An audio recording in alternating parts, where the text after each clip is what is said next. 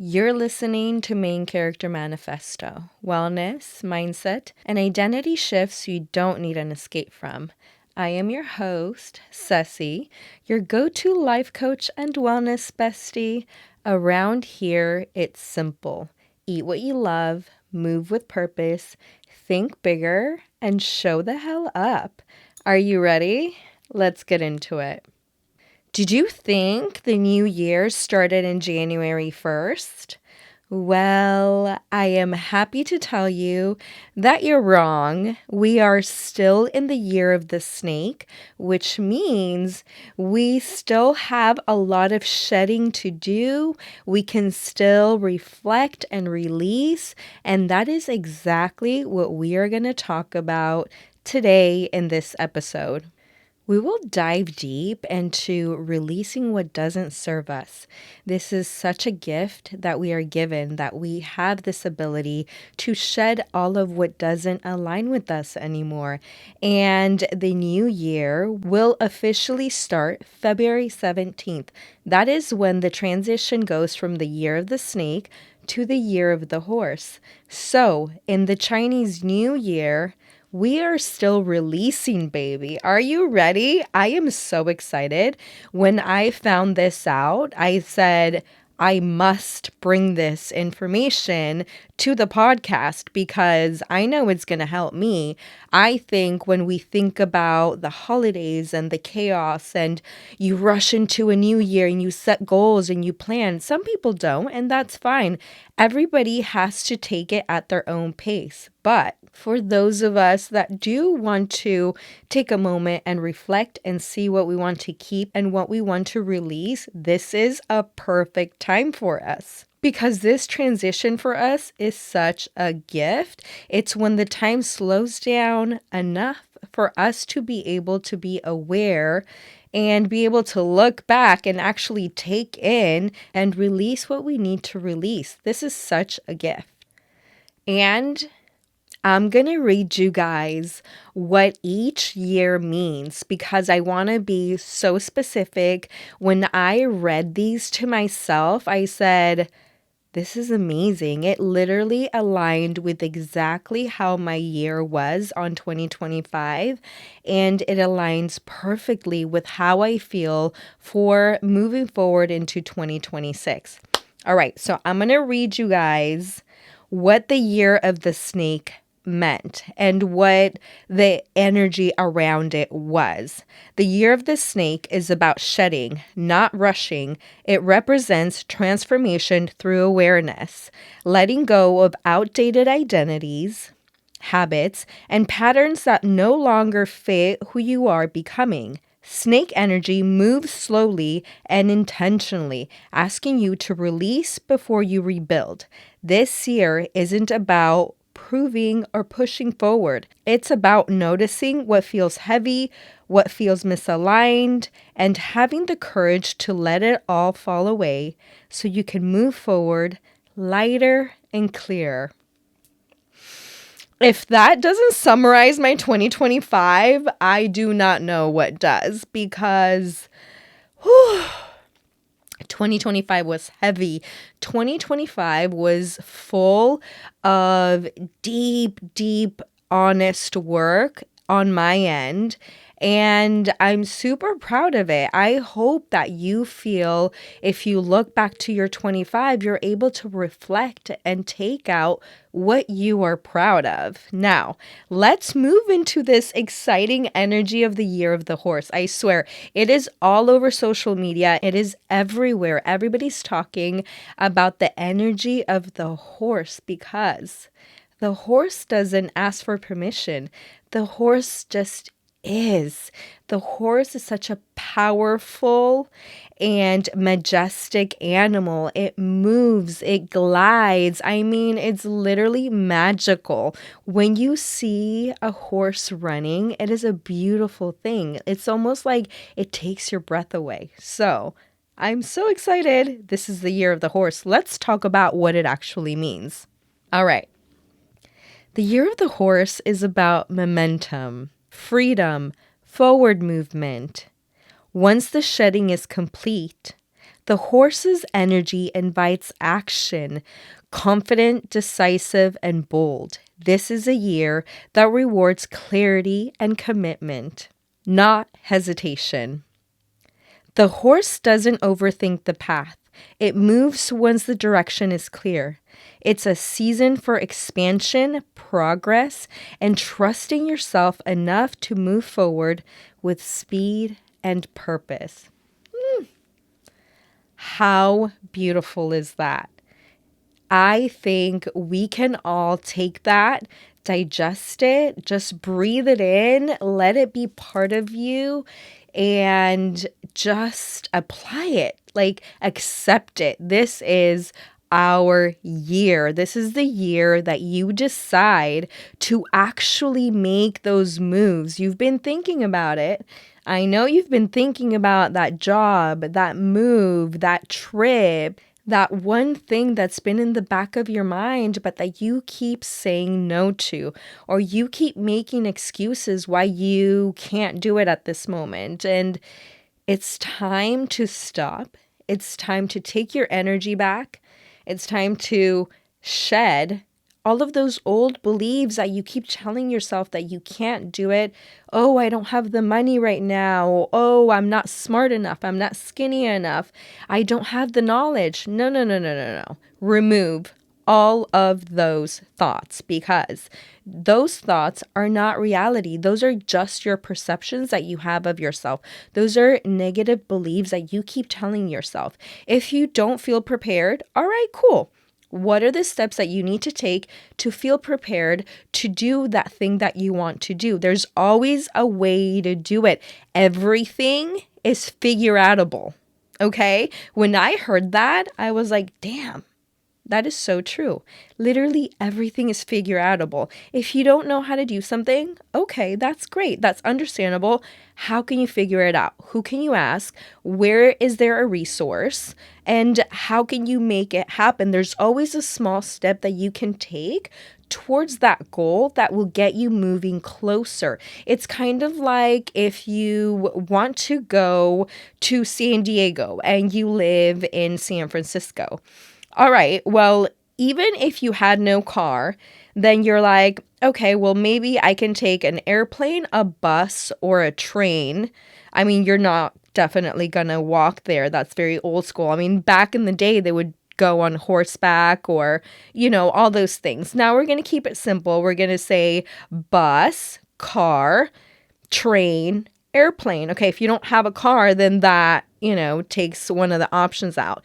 And then you decide, okay, well, I don't have that much money. Okay, then maybe not a plane, and then maybe not a train. It depends between the train and the bus. And then you look at your options, and then you decide, okay, well, this is the fare for a bus for me to get from point A to point B. And then you figure it out. Everything is attainable to you if you really want it. All you have to do is actually give the energy to that one desire that you want and then implement the actions. Things will not come to you just by sitting there and by thinking about it and by putting it on a vision board. I am sorry. I love vision boards. I have them on my phone. I think about them all the time. But what I love even more is putting the energy behind that action behind the vision board. I like to do steps where I think of a goal and then I think of the feeling and then I think of the step that I need to take. The first step, the tiny. What is the one thing that I have to do today that will get me closer to that goal? Okay? So that is the year of the horse in a nutshell. I kind of went into like this rambling rampage, but I'm telling you, this year is gonna be amazing and magnetic, and I hope you document it because you will see results if you stay true to yourself and if you keep that forward momentum. And today we're going to talk about how we can do that, how we can keep that forward momentum so that we don't lose steam and so that we don't get confused. Before anything new can move forward, something old has to come off. The year of the snake was never about speed. It was about awareness. Because let's face it, You can never move forward wearing the skin that you were meant to shed. This year exposed old habits that don't serve you, old versions of you that don't align with you, and maybe even relationships that are not aligned with who you are. This season asked for honesty, not hustle. And the way that we are going to release this is let's do a little journal moment.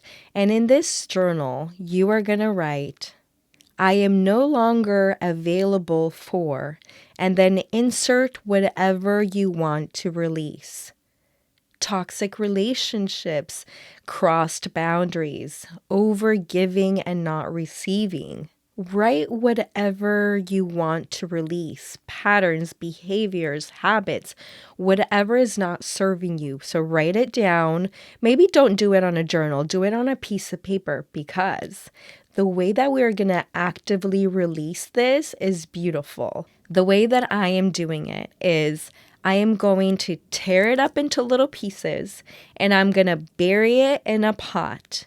And then I'm going to cover it with dirt. I'm going to release it and I'm going to say, I let you go.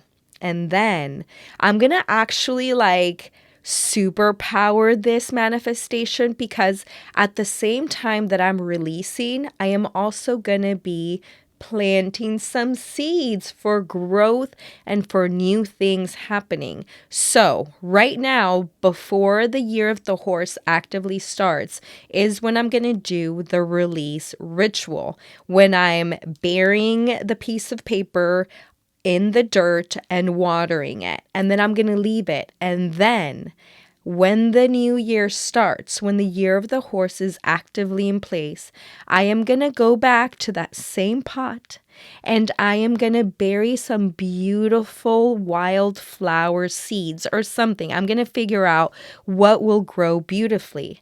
And there is where you are telling the universe you have actively released, and then in the year of the horse you are planting that seed to grow and to give you all of those beautiful things that you're manifesting, so that the fruits of your labor can finally be seen. Aren't you excited? Isn't that such a cute little ritual? It's so beautiful because it's like this superpower that you're doing when you're actively releasing and burying it and saying, I don't need you anymore. You can go. And then you're coming back and then you're saying, I am ready to build a new life. I am ready to plant seeds that grow and that give me something beautiful that's going to add something to my life. So I invite you to do the same with me so we can move forward into this beautiful energy, which is 2026. The year of the horse represents momentum, freedom, decisive action, movement without hesitation. But speed without clarity creates burnout. So ask yourself this: what am I ready to move forward with faster this year? Not everything, one thing. Write it down, commit to it, and let it be your thing. And listen up, because releasing is only half the work. The other half is actually allowing. Because most people say they want more, but they're not ready to receive it. You don't attract what you want. You attract what you're ready to receive. Energy matches energy. So you have to be in the energy of allowing and receiving. You also have to have already shed everything that you need to shed to create the space to be able to receive it. There's so many layers that if you're not energetically aligned, this is when your manifestations don't come to you. The horse's energy responds to openness, not to control. Think about it. Whenever you've seen a horse and they're around, they come to the people that feel comfortable around them. If somebody is skittish and they're scared of them, then they're not going to be attracted to them and they're not going to walk towards them. This is the kind of energy that you want to keep: strong, secure, and moving forward. Now that we know what we want to release, it's the perfect time to call in what we want to attract. So next, you are going to write a list that says, what am I open to receiving this year? And you can include how you want to feel, what support you desire, and what opportunities are you open to receiving. And then close your eyes and visualize yourself moving forward, receiving in the energy and feeling exactly like how you would feel receiving everything that you wrote down, and feel it deep down in your core. Imagine the smells, the feelings, how you would talk, act, and feel in that very moment. You have to call it in as if it's already happened.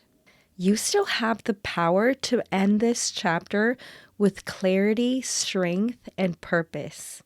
You're not late, you're still transforming, and what comes next is moving fast. So get ready for it. And of course, there's a little homework I've cooked up for you. So from now until February 16th, because the 17th is when the Year of the Horse officially starts. So I want you to think of something that you want to actively release.